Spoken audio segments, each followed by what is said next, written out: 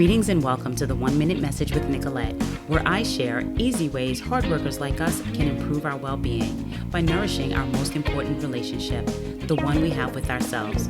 The focus of this 30-day self-care series is journaling for introspection, reflection, and action. Each day I'll provide one journal question or sentence starter for you to consider and respond to in writing. Today's question is, what are all the things I'd like to say yes to?